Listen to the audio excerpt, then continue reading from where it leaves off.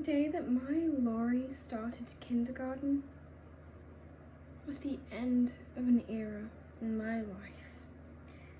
Now, I know that sounds dramatic, but really it was. That was the day that my sweet-voiced nursery boy turned into an insolent, tough guy child. That very morning when he left with the girl next door to walk to the bus stop, he turned around and didn't even wave goodbye to me. And he came back from school the same way. My husband and I set out a lovely family dinner as we always do, and I asked Laurie, "Well, how was school today? Did you learn anything?" He responded, "No, I didn't learn nothing." "Anything, Laurie? You didn't learn anything?" I corrected him, but without even missing a beat, he told us, "Teacher spanked someone today, though." Why did the teacher spank somebody? Who was it that she spanked? Laurie said, "Boy named Charles." "Or why did she spank Charles?" I asked. Laurie picked up a cookie from the table, scooted his chair up, and dismissed himself from dinner without even saying a word. I looked at my husband a bit concerned, but it was the first day of kindergarten. It's natural that Laurie might be feeling a little bit out of sorts. On the next day, though, Laurie came home from school and said the same thing. "Charles misbehaved again," he told us. But this time he told us that Charles threw some crayons at a classmate.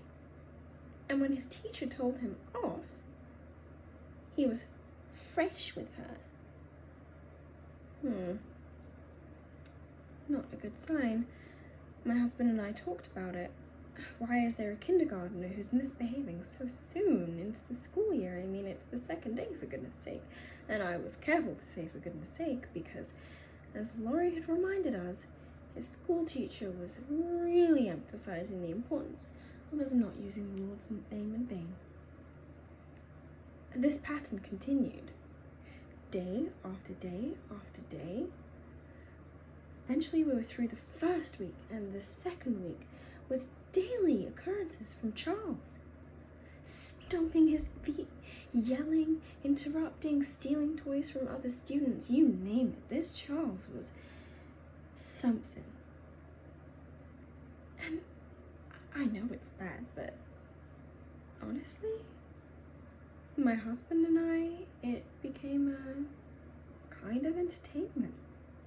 We looked forward to hearing the daily stories, and so one day, Laurie came home from school and I saw him coming over the hill as I was in the front lawn gardening, and I heard him yelling, "Charles! Charles! Charles! Charles was bad again today!" You would not believe what he did that day. Charles hit the teacher. Yes, he did. He hit the teacher, and because of it, the whole class was kept behind late after school. "I don't like this," I told my husband. "I think that this Charles is a bad influence on Laurie. I mean, you've seen him with his tough guy attitude and his bad grammar. I don't know that I like this." Thankfully, at this point we were a few weeks in and the first PTA meeting was coming up. So I planned on talking with the teacher about this Charles fellow and seeing whether we could find a way to remedy his behavior so that he would no longer influence my sweet Laurie. But the night came around and I would have gone, and I really wanted to go and get an idea of what Charles's mother looked like, but if it weren't for the baby, she was sick. She had a terrible cold that night, and I just couldn't leave her on her own with my husband at work. So I had my hands full and I had to miss it.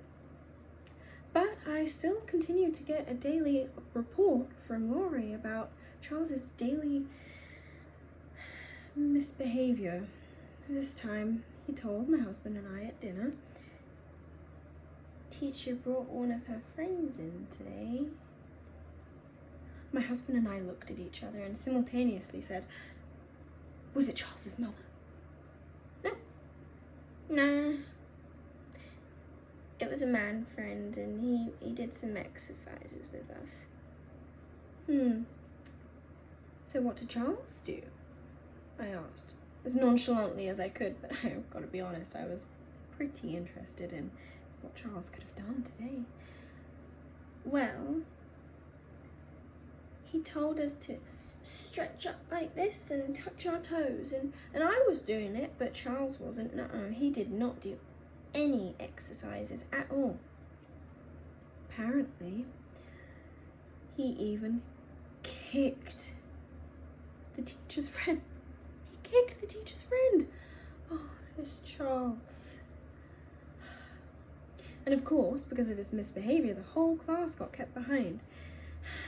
I don't know.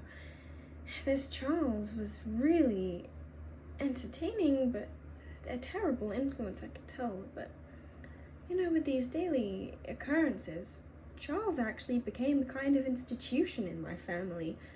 If anything went wrong, it was a Charles. Laurie spilled his sister's milk? That was a Charles, I'd say to my husband.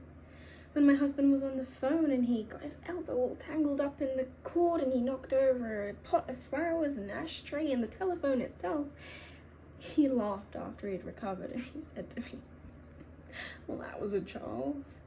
And even when Laurie himself dragged a wagon full of mud through the house and tracked dirt everywhere, my husband and I couldn't help but laugh and say, "That was a Charles." And things went on like this for another week or two, and then Laurie reported that Charles had seemed to have had some kind of reformation. Suddenly, he wasn't misbehaving. He even brought an apple in for the teacher. "This will not last long," my husband said to me. "Just you watch." And, coincidentally, the second PTA meeting was coming up, and, my husband did say to me, he said, "When that PTA meeting comes up, you had better seek out Charles's mother. I'm telling you, I want to know exactly what she's like." And before we knew it, the Friday of that week, right before the PTA meeting, Charles was back to normal. In fact, Laurie told us he'd even cussed. Not so brashly to cuss in front of the whole class, but to a girl, and he'd cussed a little something and made her say it. And of course the teacher knew that it was Charles who'd put that word in her ear, so Charles had to stand in the corner and miss the whole recess that day. And then on Monday, Charles grew bold enough to start spouting those words out himself. Oh, there were repercussions. Well, that following day was the PTA meeting, and as I got ready to head out, my husband said to me, "Invite her over. Invite Charles's mother over. I want to take a good look at her. I can't just hear what you have to say about her. I need to see her for myself." So I agreed. I thought, sounds like a plan. So I set out, got my purse on, got my coat on. I was looking very good that day to make sure I made a good impression on all the other mothers of the kindergarten class. And I went, and I attended, and all the lovely ladies were there, and no one apologized. For the whole duration of the meeting, no one apologized. No one stood up and said, "Well, I am so terribly sorry for her child's behavior." And I'll be honest with you, not a single one of those women even looked haggard enough to be Charles's mother. It just made no sense. So I waited until the meeting was over and all the ladies had dispersed to go and introduce myself to Laurie's teacher. And I approached and I introduced myself as Laurie's mother and told her how anxious I was to meet her, and at last I get to finally have a conversation with her.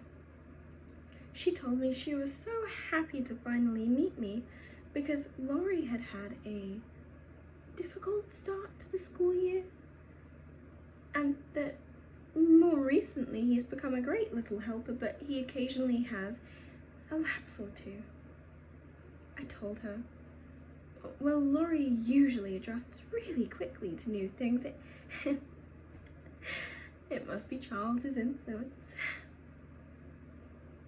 She looked at me blankly and said, Charles? I said, well, yes, you must have your hands full with Charles on your hands. You know, the troublemaker of kindergarten and all. And she looked at me and said, Charles? We don't have a Charles in kindergarten.